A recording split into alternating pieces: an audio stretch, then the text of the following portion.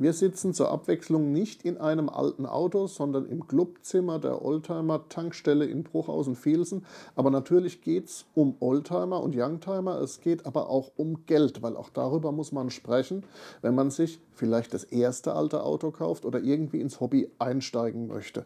Und das ist unser Thema jetzt. Deshalb sitzt hier Jana, die sich noch ganz gut daran erinnern kann, als sie sich zum ersten Mal für ein altes Auto interessiert hat. Wie hat das angefangen?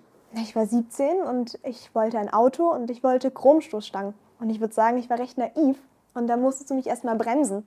Und zwar mit Zahlen. Und da haben wir hier Listen aufgestellt mit unterschiedlichen Autos als Vergleich, um ganz simpel auszurechnen, was lohnt sich, welches Auto ist sinnvoll als Fahranfängerfahrzeug. Ich muss jetzt ein bisschen einhaken. Ich bin der Papa von Jana und natürlich liebe ich alte Autos und fahre die seit fast 40 Jahren. Aber ich bin auch so ein bisschen schwäbische Hausfrau, was vielleicht damit zusammenhängt, dass ich ein paar Jahre in Stuttgart gearbeitet habe. Und ich habe auch sonst den Fetisch, dass ich eigentlich, seit ich Auto fahre, immer wissen will, wie hoch die Betriebskosten sind, was mich das alles kostet. Und dann habe ich gesagt, Jana, ich freue mich wahnsinnig, dass du ein altes Auto fahren willst. Ich bin nicht verwundert, dass du ein Auto mit Chromstoßstangen haben möchtest, weil das ging mir auch mein ganzes Leben lang so. Aber wir müssen jetzt versuchen, die Kosten irgendwie einzugrenzen, damit du weißt, was auf dich zukommt, weil ich liebe zwar alte Autos und ich liebe meine Tochter, aber ich wollte ihr das Auto nicht finanzieren. Also das musste schon von ihrem Ersparten gehen. Und dann haben wir angefangen, ziemlich detailliert zu kalkulieren, was ein altes Auto kostet. Und das ist gar nicht so einfach. Ja, diese Punkte haben mich ziemlich abgeschreckt. Ich hab mir nie Gedanken über Wertverlust gemacht oder ja, was kostet denn ungefähr die Reparatur von einem Auto oder sogar die Versicherung? Und da hast du mir mit dieser Auflistung geholfen, dass wir einfach mal alles ganz in Ruhe durchgegangen sind. Vielleicht können wir anderen mit der Auflistung helfen und vielleicht ist es auch gar nicht so schwer, wenn man das ein bisschen transparent macht, weil es sind eigentlich nur 7 Punkte, die wir da aufgelistet haben. Aber wir hatten eine ganz gute Punktlandung, wenn man jetzt nach 4 Jahren sieht, was wir damals gerechnet haben und was sich dein Auto tatsächlich gekostet hat, dein 230e von 1981. Den hatten wir tatsächlich auf unserer Liste. Wir haben uns ja 4 Fahrzeuge rausgesucht und zufälligerweise war einer davon der 230e. Was hatten wir denn noch so? Das ist eigentlich ziemlich irre, weil wir hatten nicht mit einem Mercedes 200 gerechnet, obwohl der ja genauso häufig ist in der Oldtimer-Szene. Wir wussten schon, obwohl es das Auto noch gar nicht gab, dass es ein 230e sein soll. Mercedes 230e W123 und wir haben eine Vergleichsberechnung angestellt. Wir haben als Maßstab dazu genommen, das ist eigentlich eine ganz gute Empfehlung, ein Auto, das in unserem Haushalt schon läuft, beziehungsweise damals seit einigen Jahren lief. Das war in diesem Fall der Volvo C30 deiner Mutter. Da wussten wir, was sagen wir, ein gebraucht gekaufter Kompaktwagen ungefähr für tatsächliche Kosten verursacht. Den haben wir als Maßstab genommen und haben drumherum angeordnet andere Vernunftautos. Vernunftauto beispielsweise Citroën C1, neu gekauft für 11.000 Euro. Man sieht, dass es schon ein paar Jahre her ist. Es gibt keine Neuwagen mehr für 11.000 Euro. Und Vernunftauto 2 war ein VW Golf 1.4 TSI, Baujahr 2014, Kaufpreis 8.000 Euro. Das heißt, ein mittelalter Golf wäre heute tendenziell auch teurer, weil die Gebrauchtwagenpreise einfach unglaublich abgegangen sind. Und aus diesen Vergleichen haben wir einfach auf einem Karozettel, auf einem Waschzettel versucht, ein Kostenmodell zu konstruieren. Und es hat verschiedene Positionen und darüber sollten wir vielleicht mal sprechen. Zum Beispiel der Wertverlust, den du gar nicht auf dem Zettel hattest. Das war unser erster Punkt hier auf der Liste. Da sehen ja unsere Notizen doch zu jedem Auto recht unterschiedlich aus. Ich glaube, der 230e ist am besten dabei mit dem Wertverlust. Wir haben 500 Euro notiert. Absolut. Du hast damals eines nicht auf dem Zettel gehabt. Das hat praktisch keiner auf dem Zettel, der sich zum ersten Mal ein altes Auto kauft. Vergesst den Verbrauch als Kostenfaktor beim Oldtimer, weil normalerweise fährt man mit einem Oldtimer vielleicht im Alltag, aber man fährt nicht viel mit diesem Auto. Der größte Faktor beim Neuwagen oder beim jungen Gebrauchten ist immer der Wertverlust, den er verursacht. Ja, das sieht man hier beim Citroën C1. Da hatten wir beim Wertverlust 1.000 Euro. Das ist doch deutlich höher. Heute wäre es wahrscheinlich ein bisschen höher. Und waren wir beim Mercedes 230 EW 123 davon ausgegangen, der wird nicht mehr als 500 Euro Wertverlust im Jahr haben, selbst wenn man ihn benutzt. Weil wenn man einen guten Zustand erhält, dann wird man vielleicht keinen Gewinn machen mit dem Auto und man wird garantiert nicht reich werden mit irgendwelchen Wertsteigerungen. Das spielt sich in anderen Sphären der Oldtimer-Szene ab, Garagengold. Aber man wird ein relativ wertkonstantes Auto haben. Und wir haben gerechnet, Wertverlust im Jahr 500 Euro. Ja, der zweite Punkt, von dem ich eigentlich auch nichts hören wollte, war der Punkt Steuer. Und da haben wir hier auch ganz unterschiedliche Summen stehen bei jedem Fahrzeug. Was hast du mir damals dazu erzählt? Eigentlich ist die Steuer ein vernachlässigenswerter Posten, weil es ist vollkommen wurscht, ob man beim Citroën C1 80 Euro bezahlt oder bei einem Oldtimer 191 Euro. Die Steuer spielt kalkulatorisch nur dann eine Rolle, wenn man ein hubraumstarkes Auto hat, ohne Abgasreinigung, das kein Oldtimer ist. Also was es in der heutigen Sammlerszene nicht mehr wirklich gibt. Also die Steuer ist was man absolut vernachlässigen kann, im Gegensatz zur Versicherung. Ganz genau, weil es ist durchaus ein Thema, kriege ich für meinen Oldtimer eine angemessene Versicherung? Darf ich als junger Mensch mit dem Oldtimer fahren? Lässt mich meine Versicherung ans Steuer? Auf der anderen Seite, wenn ich mir einen teuren Neuwagen kaufe, dann muss ich den Vollkasko versichern und bin als junger Fahrer noch teurer unterwegs. Da hatten wir hier beim Citroën auf jeden Fall 500 Euro kalkuliert. Das ist ja schon recht viel. Im Grunde war das noch zu billig. Ja, beim Volvo waren wir dann auch deutlich drunter. Ja, gut, weil der Volvo nichts wert ist. Den kann man einfach Haftpflicht versichern. Das heißt, es lohnt sich für jeden, der einen Oldtimer kauft, recherchieren, welche Konditionen bekomme ich bei meiner Oldtimer-Versicherung und was würde mich ein Gebrauchtwagen oder ein Neuwagen kosten. Also je nach Einstufung kann das auch eine ziemlich herbe und natürlich auch nach Wohnort eine ziemlich herbe Erfahrung sein, während ein Oldtimer sich fast immer günstig versichern lässt, aber es gibt natürlich viele Oldtimer-Versicherungen, die fordern einen Erstwagen, einen modernen Erstwagen für den Alltag, eine abgeschlossene Garage oder andere Späße. Die Garage ist besonders schwierig. Je nachdem, wo man wohnt. Es macht natürlich einen Unterschied, ob man irgendwo in Brandenburg auf dem Land oder mitten in Berlin wohnt. Sowas muss kalkulatorisch vielleicht recherchiert werden, und damit man... Das haben wir vergessen, das ist der Punkt. Weil Stimmt. Jetzt in Berlin, da explodieren für mich die Garagenkosten auf jeden Fall. Aber du hast eine Garage gefunden. Ja, zum Glück. Aber sie kostet so viel wie eine Niere. Das stimmt auch. Ja gut, also so gesehen tatsächlich die Versicherungskonditionen auf jeden Fall vorher checken und auch checken, welche Bedingungen stellt eine Oldtimer-Versicherung an die Versicherung eines alten Autos. Den vierten Punkt, das kann ich gar nicht so genau lesen, da steht Reifen und was hast Reifen du aufgeschrieben? und ja, das ist Reifen und Montage. Also ich habe Winterreifen, Sommerreifen ummontieren und ich meine, das bei einem Mercedes W123 und seinem Reifenformat, die Reifen kosten praktisch nichts. Das ist vollkommen wurscht. Wenn ich mir heute einen Neuwagen mit irgendwelchen 20 Zöllern kaufe, dann kosten mich 2 Reifensätze ein ganz anderes Geld. Ja, wir haben 80 Euro notiert. Wir haben 80 Euro im Jahr notiert und ich glaube, die haben wir gar nicht. Nee. Oder hast du nicht? Nee. Weil ich bezahle das ja nicht, sondern du.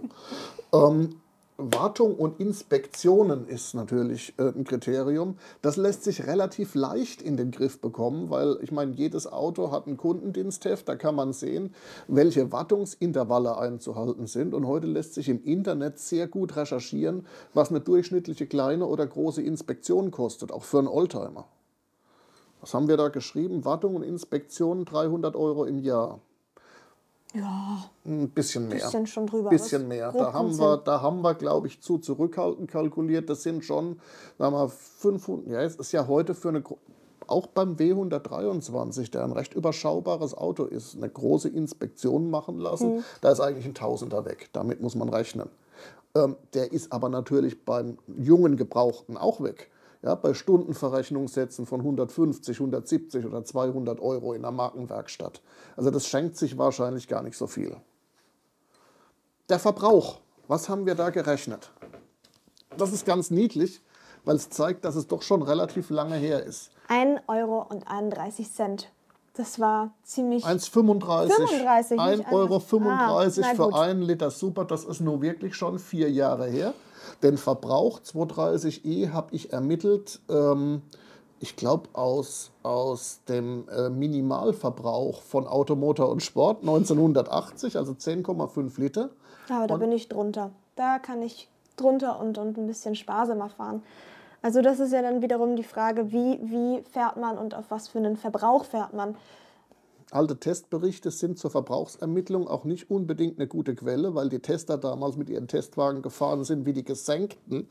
Also viel interessanter ist vielleicht mal im Internet in Foren zu schauen, was brauchen die anderen mit diesem Auto. Und damit lässt sich der Verbrauch und die Gesamtkraftstoffkosten über ein Jahr ganz gut kalkulieren. Punkt 7, Reparaturen, Unvorhergesehenes. Ja, Unvorhergesehenes ist ja schon passiert. Das stimmt schon. Also da muss man aufpassen, dass man Leute kennt, die sich dann mit dem Auto auskennen und die da jetzt nicht vielleicht eine junge 18-Jährige über den Tisch ziehen. Aber also ich finde, wir haben, was haben wir kalkuliert? 1200 Euro im Jahr. Das ist eher konservativ. Ja. Haut das hin? Grob. Vielleicht ein bisschen drüber. Ich glaube, es war ein bisschen drüber. Bisschen.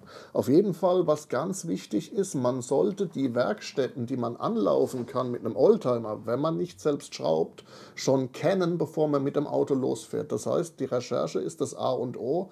Wer in meiner Region kennt sich noch mit dem Auto aus, das ich kaufen möchte? Welchen Leumund hat die Werkstatt? Muss ich da 2 Monate auf einen Termin warten? Wie teuer sind die? Das alles schon vorher zu wissen, damit man beim Defekt vorbereitet ist ganz wichtig. Und es lässt sich zum Beispiel übers Internet, über Oldtimer-Clubs, über Foren durchaus ermitteln, was so die typischen Verschleißteile sind, die kaputt gehen und was das kostet. Also ich weiß, ich habe damals gerechnet bei einem 123er Mercedes, da werden die Traggelenke kommen und alle 5 Jahre brauche ich vielleicht eine Abgasanlage und alle 3 Jahre brauche ich neue Bremsscheiben. Und da habe ich versucht, so einen Warenkorb zu bilden. Es ist natürlich ein bisschen Kaffeesatzleserei, aber ich denke, wenn man bei einem Auto, das man regelmäßig fährt, dann doch mit Reparaturkosten irgendwo im Bereich 1500 Euro rechnet im Jahr, dann ist man realistisch. Es kann alles auch ganz anders kommen. Es kann sich ein Motor zerlegen, es kann sich ein Automatikgetriebe zerlegen, es kann ein Differential sein Leben aushauchen, dann ist es teurer. Dann muss man natürlich eine wirtschaftliche Reserve haben, aber sind wir ehrlich, bei einem Vernunft-Golf kann sich auch das DSG-Getriebe und anderes komplett atomisieren und dann kostet es auch einfach schrecklich viel Geld. Das heißt, das neue Auto ist nicht zwangsläufig billiger. Das stimmt. Also wir haben hiermit bei unserem Golf mit 1000 Euro im Jahr gerechnet. Also da unterscheiden sich die Fahrzeuge doch. Ich finde, wichtig zu erwähnen, wir haben ja alle Kostenpunkte von unseren sieben Kategorien zusammengerechnet und das Auto dann auf einen Kilometerpreis oder einen Betrag pro Kilometer runtergerechnet. Und da unterscheiden sich unsere 4 Vergleichswagen noch ein bisschen. Was haben wir da aufgeschrieben?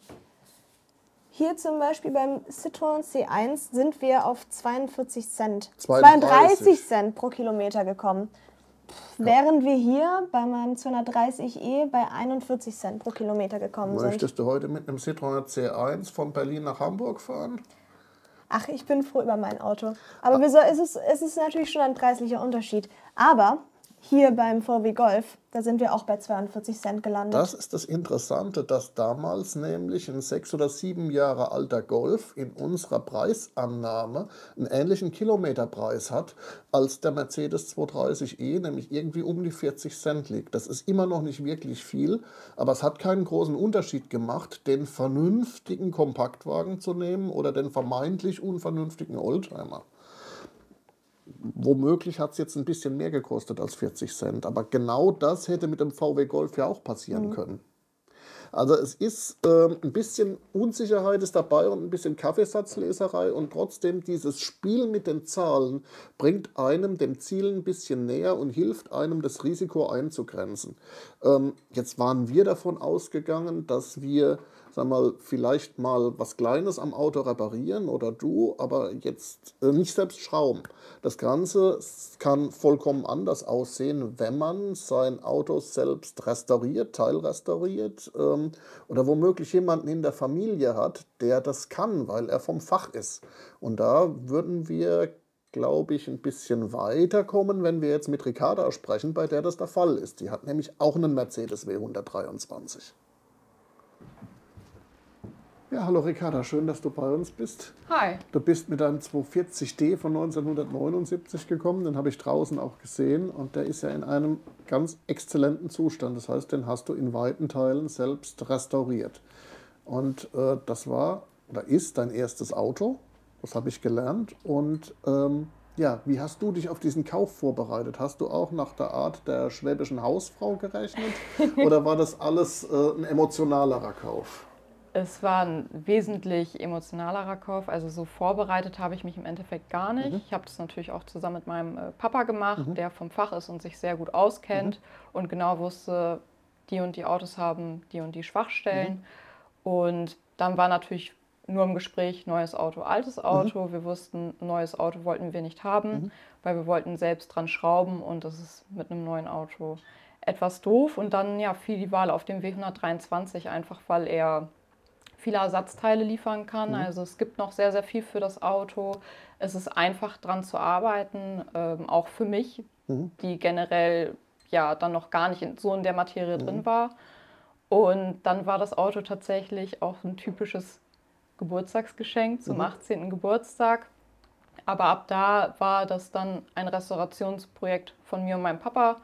Und ich habe sehr, sehr viel Geld selbst in das Auto reingesteckt und ja, habe es von Grund auf dann neu gemacht und neu restauriert. War dir klar, dass das auf eine Restaurierung rausläuft oder war es das klassische Kaufobjekt, das mit jedem demontierten Teil eine neue Überraschung bereitgehalten hat? Also, dass es so eine große Restaurierung wird, wie ich es jetzt im Endeffekt gemacht habe, war mir überhaupt nicht klar. Ich habe den erstmal gekauft und der Zustand, der war okay. Wir müssen was an dem Auto machen. Zum Beispiel war der vordere rechte Kotflügel war eingedellt, die Stehbleche darunter waren nicht mehr gut.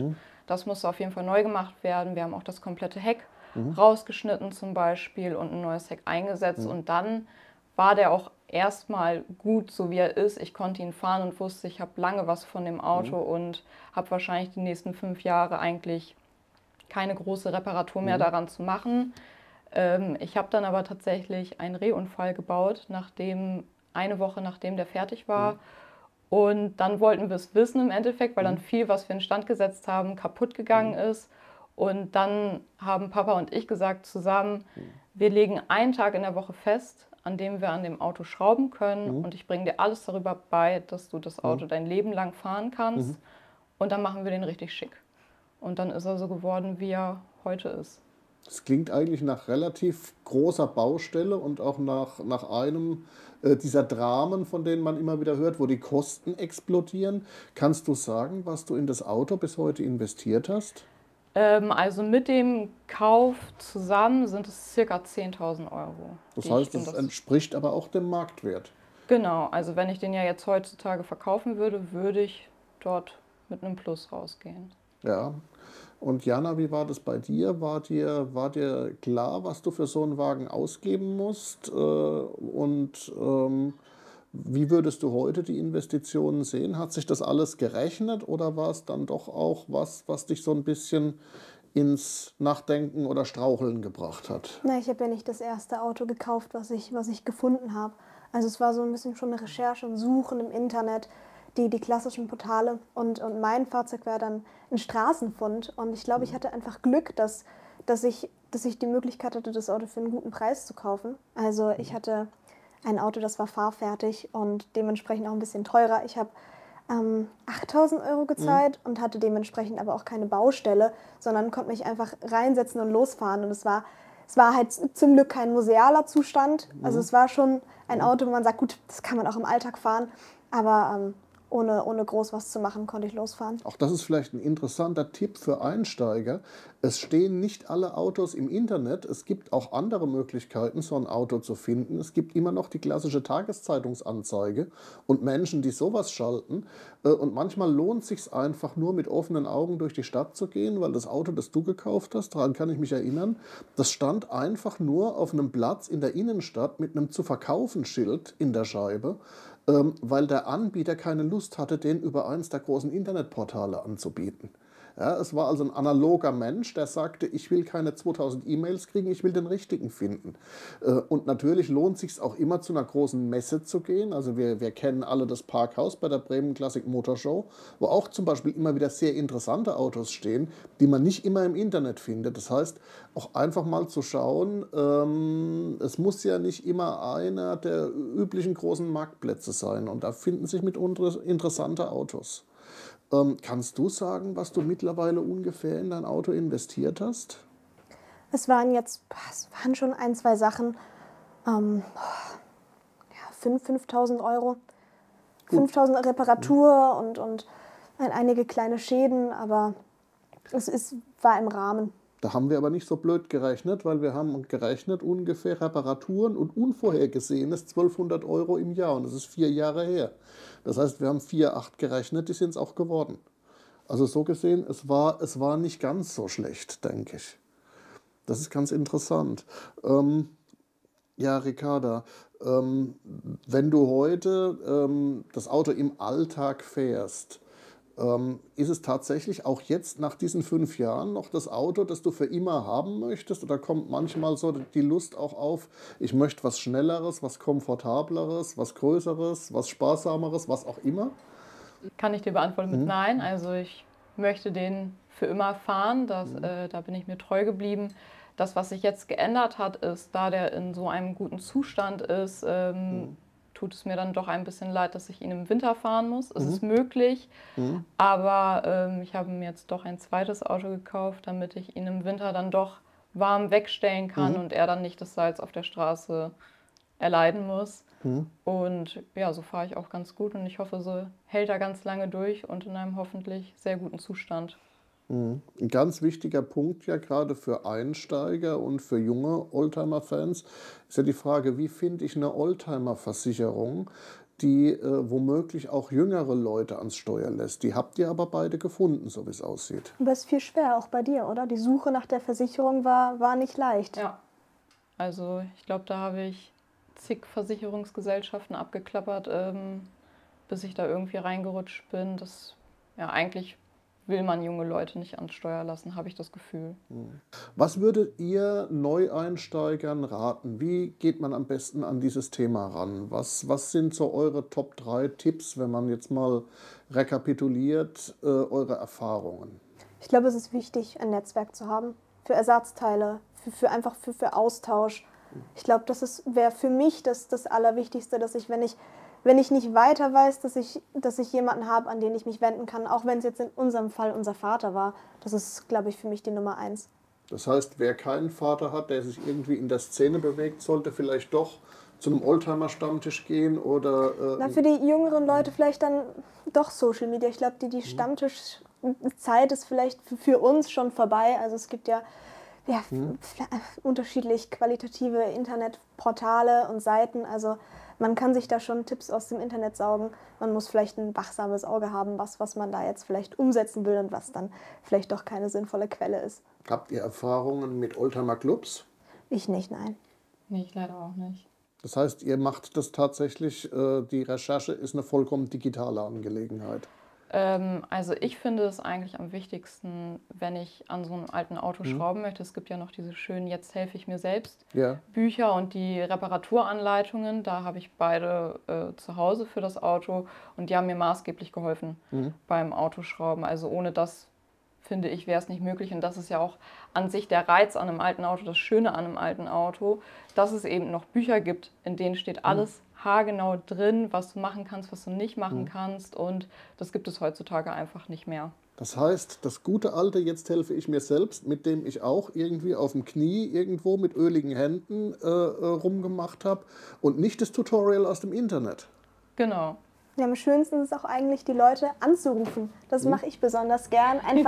Einfach fragen und nachhaken und vielleicht auch manchmal die Leute ein bisschen ausquetschen, weil es ist irgendwie für mich die schnellste Methode, an Infos zu kommen. Hattet ihr schon so einen toten Punkt, an dem ihr gesagt habt, ich habe jetzt keinen Bock mehr, ich mache jetzt nur noch Carsharing? Ja, ich schon auf jeden Fall.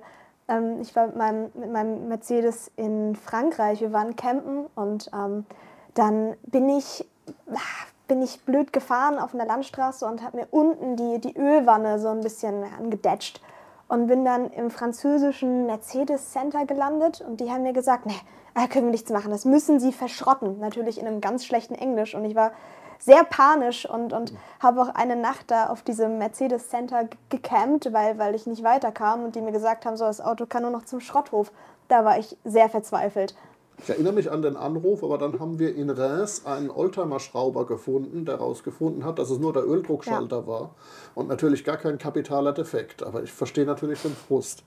Ricarda? Ja, das Einzige, was ich mal hatte, war ein Rehunfall, wo ich mir aber heutzutage denke, das ist eigentlich das perfekte Auto, womit ich einen Rehunfall bauen kann, weil es ist wirklich sehr, sehr wenig kaputt gegangen, wo ich denke, dass ein Neuwagen wesentlich mehr Schaden hätte.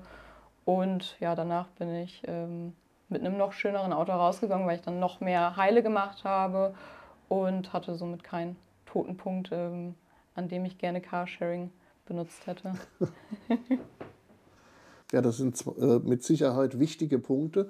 Hättest du vielleicht als Restauriererin und Praktikerin noch was die Menschen unbedingt wissen sollen, bevor sie einsteigen? Was ich ganz schön finde an dem Auto ist halt eben, dass man entscheiden kann, wie tief möchte ich in mein Portemonnaie greifen, wie teuer soll das Restaurieren werden. Und da ist zum Beispiel ein ganz gutes Beispiel. Am Anfang hatte ich Kotflügel an meinem Mercedes, die haben 60 Euro pro Stück gekostet und waren halt eben aus dem Nachbau. Heutzutage habe ich eben etwas höherpreisige Kotflügel dran, die original von Mercedes eingelagert wurden, also eben ein absolut originales Ersatzteil sind. Und da kann man sich halt eben entscheiden, wie möchte ich das zurechtgemacht haben. Man kriegt es auf beide Arten sehr, sehr gut zurecht. Für kleines Geld, aber auch für sehr großes Geld. Und das finde ich toll, dass man ja nicht sofort alles in das Auto stecken muss, sondern dass es halt... Ja, du kannst das dir aufteilen und kannst einfach skalieren, wie tief und wie intensiv und in welcher Qualität du restaurieren oder sanieren willst. Genau. Und das ist eine Auswahl, die ich nicht habe, wenn ich mir einen Neuwagen kaufe. Dann kann ich zum Händler gehen und kann da mit Originalteilen reparieren lassen. Oder vielleicht noch in eine freie Werkstatt, wenn die das kann. Aber das ist natürlich Vorteil Oldtimer. Und das ist ja das Schöne am W123, dass es eben unglaublich viele Ersatzteile noch gibt. Gerade auf Oldtimer-Märkten gibt es sehr, sehr viel für wie fast kein anderes Auto. Das heißt, ihr könnt, wenn jemand zu euch kommt und sagt, seid ihr verrückt, ihr seid Anfang 20, ihr fahrt Mercedes, seid ihr reich, dann könnt ihr ihm eine entsprechende Antwort geben, oder? Genau, ja. Das heißt, man muss nicht reich sein, um einen absolut Mercedes zu fahren. nicht. Nee. Okay, das ist cool und ich glaube, dass wir jetzt einiges von euch gehört haben, was man tun kann und dass es sich tatsächlich lohnt, bevor man loszieht, vielleicht einfach Netzwerk, recherchieren, schauen, was Ersatzteile kosten, alles sowas. Das sind Erfahrungen, die ihr auf der nächsten Bremen Classic Motor Show mit anderen Oldtimer-Fans, Fahrerinnen und Fahrern und solche, die es werden wollen, die vielleicht noch gar nicht wissen, dass sie es werden, teilen wollt, richtig? Genau, wir sind bei der nächsten Bremen Classic Motor Show dabei, auf einer recht großen Fläche und präsentieren mit einigen anderen Begeisterten, was uns und was wir mit dem Thema Oldtimer verbinden. Und wir sind sehr gespannt, was wir bis dahin alles ausarbeiten werden. Und ich glaube, das wird richtig gut. Und welche Themenbereiche habt ihr da? Genau, das ist einmal der Themenbereich, der Kunst abdeckt, Tuning, aber auch Motorsport und vor allen Dingen auch eben das Restaurieren eines Fahrzeugs. Ja, und wenn ihr uns da sehen wollt und vielleicht Fragen an uns habt, was auch unsere Autos angeht oder das Restaurieren an sich, dann kommt gerne auf uns zu und fragt uns. Das wird bestimmt passieren am 2. bis zum 4. Februar auf der Bremen Classic Motor Show auf der Sonderfläche, wo es um junge Oldtimer-Fans und ihre Fahrzeuge geht. Eine ganz wichtige Frage ist auch nochmal zum Thema Geld. Jeder, der mit Oldtimer zu tun hat, sagt dir, um Himmels Willen, kauft das Auto nicht auf der letzten Rille, sondern habt eine wirtschaftliche oder eine finanzielle Reserve, falls irgendwas passiert. Wie würdet ihr die einschätzen? Wie viel sollte man in der Hinterhand haben, wenn man sich ein altes Auto kauft? Na, ungefähr, ich würde mal schätzen, 30% vom Kaufpreis mindestens. Also man weiß, man kann es nicht vorhersehen. Also man sollte da auf jeden Fall nicht ohne Reserve in das Abenteuer Oldtimer gehen. Habt ihr die gebraucht? Ich zum Glück nicht, aber es war immer ein gutes Gefühl zu wissen, dass ich dann meinem Auto helfen kann, wenn es die Hilfe braucht.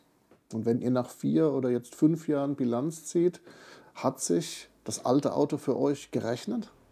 Absolut. Also wenn man daran denkt, alleine wie man sich freut, wenn man jeden Tag in so ein schönes Auto einsteigen darf, hat sich das auf jeden Fall gerechnet für mich.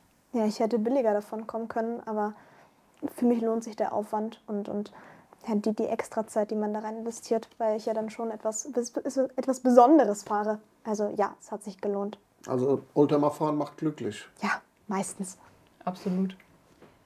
Diesel oder Benziner, die Frage ist wirklich schon fast so alt wie die Marke Mercedes. Und die stellen wir und beantworten wir mit Jana und Ricarda und ihren beiden W123, dem 230e und dem 240d, im großen Fahrvergleich. Da erfahrt ihr alles über die Geschichte und über das Fahrgefühl und über die Bedeutung des Mercedes W123 in den 70er und 80er Jahren und für die heutige Oldtimer-Szene. Schaut einfach mal rein.